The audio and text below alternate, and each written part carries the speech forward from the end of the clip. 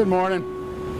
You got to be called to do this kind of police work. You got to want to do this kind of police work. I want you to be a success. You know, how many people did we lose last year? A young officer will get out there and wants to do nothing but get out there and make arrests and, you know, run code to calls and do the adrenaline. So I've done all that. Nobody would take a shelter ID. All these folks in the street are not bad.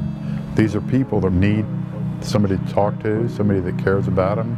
You know, become their advocate and help them get off the street. I can call her and see if she can get you hooked into her. This is just another kind of police work, and it feels great to help people.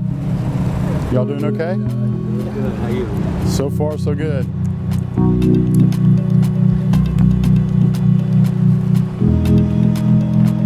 My name is Steve Wick. I'm the sergeant over Houston Police Department's Homeless Outreach Team.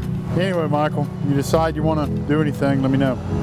Police officers are responsive in nature, and the tools they have had in the past are the penal code. You would respond to a complaint of this person drunk on the sidewalk, pick them up, they'd spend a few hours in jail, then they'd get kicked out and they'd do the same thing again. You doing all right?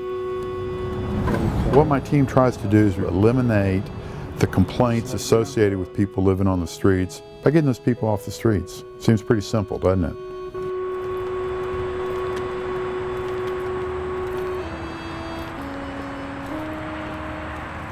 I never wanted to work for HPD when I was young. I just wanted to get out of the city and get into the country, but Houston was a department that offered a lot of diversity. These are our offices. You can get sick of patrol in a big department like HPD and go do something totally different in another part of the department. When you work in an area like downtown Houston for a long time, you get to know the street population. You talk with them, you learn their stories, you know, you arrest them. I've got great relationships with people that I've arrested, you know, dozens and dozens of times because I care about them. They become like your extended family.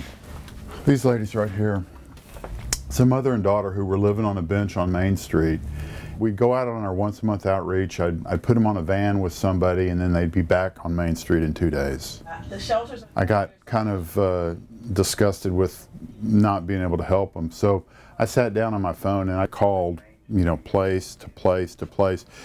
45 minutes later, we were able to get her into housing at the Heights House.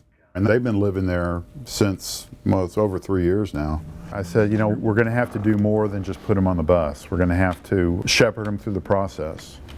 The department decided to get behind it, and here we are almost 4 years later. When we first started this, in 2010, we got an old van that had been junked, and we pulled it out just for this project. I always remember something that Steve said, think outside the box. And God Almighty, that's it. That's the recipe for it all. You just have to think outside the box.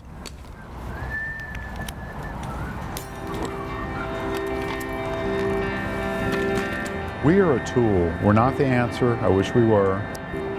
We're a tool in the toolbox to do something about the problem.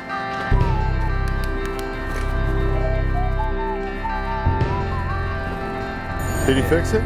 Or did you fix it? I just see him just about every day, you know, and he always stops and says hi. And that doesn't happen very often, you know, with other cops. It means a great deal because at least somebody out here cares, you know, there's someone in a uniform that cares. I have 2 friends in the world. One is Mr. Wick and one is my cat.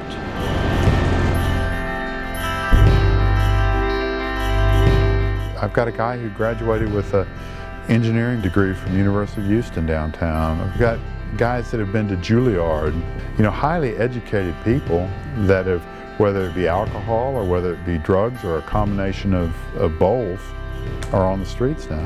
He seems to be a good guy and he wants to work, so. But they're just people. And if we use our uniform or our authority in order to help them access the help that's already available, you know, so much the better.